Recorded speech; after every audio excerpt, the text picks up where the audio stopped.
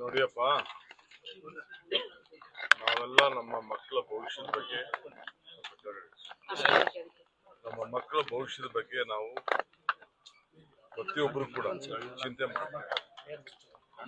ಸುಮಾರು 100ಕ್ಕೂ ಹೆಚ್ಚು ಸಂದರ್ಭದಲ್ಲಿ ಪೇಪರ್ ಲೀಕ್ ಆಗಿದೆ. ಈಗ ಇಡೀ ದೇಶದ ಯುವಕರು ಮತ್ತು ಇಡೀ ವಿಶ್ವ ನಮ್ಮ ಭಾರತದ ಯುವಕರ ಭವಿಷ್ಯದ ಬಗ್ಗೆ ಯೋಚನೆ ಮಾಡ್ತಾ ಇದ್ದಾರೆ. ಯಾಕೆಂದ್ರೆ ಇದು ಭಾರತ ಟ್ಯಾಲೆಂಟ್ ಹಬ್. ನಮ್ಮ ಟ್ಯಾಲೆಂಟ್ ಇರೋದು ನಮ್ಮ ಭಾರತದಲ್ಲಿ. ನಮ್ಮಲ್ಲಿರುವಂತ ಟ್ಯಾಲೆಂಟು ಇಡೀ ಪ್ರಪಂಚದಲ್ಲಿ ಎಲ್ಲೂ ಇಲ್ಲ ಅನ್ನೋದು ಎಲ್ಲರೂ ಕೂಡ ಒಪ್ಕೊಳ್ತಾರೆ. ಅಂತ ಸಂದರ್ಭದಲ್ಲಿ ಕ್ವಾಲಿಟಿ ನಾವು ಮೇಂಟೈನ್ ಮಾಡಲಿಲ್ಲ ಅಂದ್ರೆ, ಈ ರೀತಿ ಪೇಪರ್ ಲೀಕ್ಗಳು ಆಯ್ತು ಅಂತಂದ್ರೆ, ಇದಕ್ಕೆ ಯಾರು ಜವಾಬ್ದಾರಿ ತೆಗೆದುಕೊಳ್ಳಿಲ್ಲ ಅಂತಂದ್ರೆ ಯಾರು ಹೊಣೆ?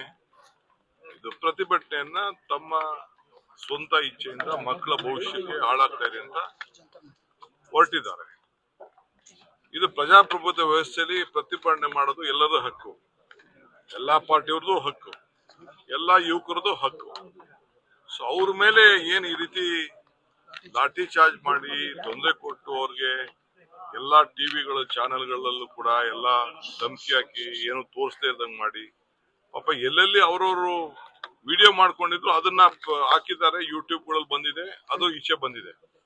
ಬಟ್ ಯಾರು ಮೀಡಿಯಾನವರು, ಪ್ರಜಾಪ್ರಭುತ್ವ ವ್ಯವಸ್ಥೆಯಲ್ಲಿ ಮೀಡಿಯಾ ನಾವು ಶಾಸಕಾಂಗ, ನ್ಯಾಯಾಂಗ, ಪತ್ರಿಕಾರಂಗ, ಕಾರ್ಯಾಂಗ ಅಂತ 4 ಪಿಲ್ಲರ್ಸ್ ಅಂತ ಕರಿತೀವಿ. ಅವ್ರು ಯಾರಿಗೂ ಕೂಡ ಅಲ್ಲಿ ಹತ್ರ ಬರಕ್ಕೆ ಬಿಟ್ಟಿಲ್ಲ. ಪ್ರಜಾಪ್ರಭುತ್ವದ ವ್ಯವಸ್ಥೆಯಲ್ಲಿ ನೀವು ಮಾಧ್ಯಮದವ್ರು ಏನ್ ಮಾಡ್ತಾ ಇದ್ರು? ಯಾಕಿದನ್ನ ಪ್ರತಿಭಟನೆ ಹೇಳಿಲ್ಲ? ಮಾಧ್ಯಮದವ್ರದ್ದು ತಪ್ಪಿದೆ. ಅವ್ರು ಹೇಳಿರ್ಬೋದು. ನಿಮ್ದೇ ಆದಂತ ಇದನ್ನ ಸೋಷಿಯಲ್ ಮೀಡಿಯಾಲಿ ಬಂದ ಮೇಲೆ ಆಮೇಲೆ ಕೆಲವು ಮಾಧ್ಯಮದವರು ಇದನ್ನ ಪಿಕಪ್ ಮಾಡ್ತಾ ಇದ್ದಾರೆ. ದಯವಿಟ್ಟು ಇದು ಅವರ ಅಭಿಪ್ರಾಯ, ಜನರ ಅಭಿಪ್ರಾಯ. ಈಗ ಹೊಸ ಜನರೇಷನ್, ಹೊಸ ಭವಿಷ್ಯ. ಸೊ ಈ ಪ್ರತಿಭಟನೆಯನ್ನು ನಾವು ಕೂಡ ಮಾಡಿದೀವಿ, ನಾವು ಬೆಂಬಲ ವ್ಯಕ್ತಪಡಿಸ್ತಾ ಇದೀವಿ, ನಾವು ಭಾಗಿಯಾಗ್ತಾ ಇದೀವಿ. ನಿನ್ನೆ ಏನು ಘಟನೆ ನಡೆದಿದೆ, ನಾನು ಸರಿ ಅಂತ ನಾನು ಹೇಳುದಿಲ್ಲ. ಬಟ್ ಬಿಜೆಪಿಯವರು ಹಿಂದೆ ಏನೇನ್ ನಡೆದಿತ್ತು ಅಂತ ಲೆಕ್ಕ ಇಟ್ಕೊಳ್ಬೇಕು.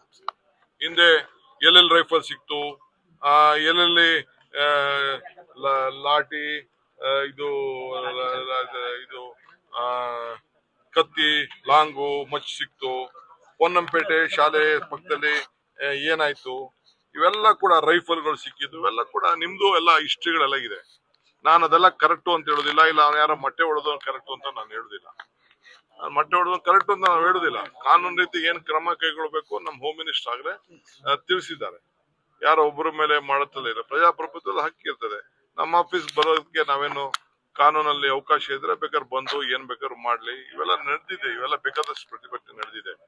ಬಟ್ ನೀವು ಕೂಡ ಅರ್ಥ ಮಾಡ್ಕೊಳ್ಬೇಕು, ಇದು ದೇಶದ ಯುವಕರ ಭವಿಷ್ಯ, ಯುವ ಧ್ವನಿ ಇದು. ನಾವು ಇದಕ್ಕೆ ಅವ್ರು ಯಾರಿಗೂ, ನಿಮ್ಮ ಮಕ್ಕಳೇ ಅಲ್ಲಿ ವಿದ್ಯಾಭ್ಯಾಸ ಮಾಡ್ತಾ ಇದ್ದಾರೆ, ನಿಮ್ಮ ಮಕ್ಕಳಿಗೆ ಭವಿಷ್ಯಕ್ಕೆ ಹಾಳಾಗ್ತಾ ಇದೆ. ಯಾಕೆ ಮುಚ್ಕೊಳ್ತಾ ಇದ್ದೀರಾ? ಒಪ್ಕೊಳ್ಳಿ. ರಾಜೀನಾಮೆ ಕೊಡೋದ್ರಲ್ಲಿ ಏನ್ ತಪ್ಪಿದೆ? ರಾಜೀನಾಮೆ ಕೊಟ್ಬಿಟ್ರೆ ಏನಾಗೋಗ್ತದೆ?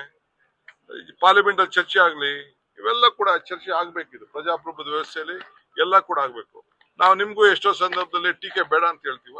ಟೀಕೆ ಮಾಡ್ಬೇಕು. ಟೀಕೆ ಮಾಡಿದ್ರೆ ನಾವು ತಿದ್ಕೊಳ್ತೀವಿ. ನಾವು ಟೀಕೆ ಮಾಡಿದಾಗ ನೀವು ತಿದ್ಕೋಬೇಕು. ಇದು ವ್ಯವಸ್ಥೆ. ಇದು ನನ್ನ ಅಭಿಪ್ರಾಯ. ರಾಜ್ಯದಲ್ಲಿ ಕೊತ್ವಾಲ್ ಆಡಳಿತ ನಡೀತಾ ಇದೆ ಅನ್ನುವಂತ ಆರೋಪವನ್ನು ಮಾಡಿದ್ದಾರೆ. ಅವ್ರ ಖುಷಿಗೆ ಏನ್ ಬೇಕಾದ್ರೂ ಮಾತಾಡ್ಲಿ, ಹೆಂಗ್ ಬೇಕಾದ್ರೂ ಮಾತಾಡ್ಕೊಳ್ಳಿ. ನಾನು ಈ ಸ್ಥಾನಕ್ಕೆ ಬರ್ಬೇಕಾದ್ರೆ ಒಬ್ಬ ವಿದ್ಯಾರ್ಥಿ ನಾಯಕನಿಂದ ಹಳ್ಳಿಲಿ ಹುಟ್ಟೊಬ್ಬ ಮಗ, ಅಲ್ಲಿಂದ ಬಂದು ಇಲ್ಲಿವರೆಗೂ ನಾನು ಬೆಳೆದಿದ್ದೀನಿ. ಎಷ್ಟು ಪರಿಶುದ್ಧವಾದಂತ ರಾಜಕಾರಣ ಮಾಡ್ತಾ ಇದ್ದೀನಿ, ಪರಿಶುದ್ಧವಾದಂತ ಆಡಳಿತ ಕೊಡ್ತಾ ಇದ್ದೀನಿ.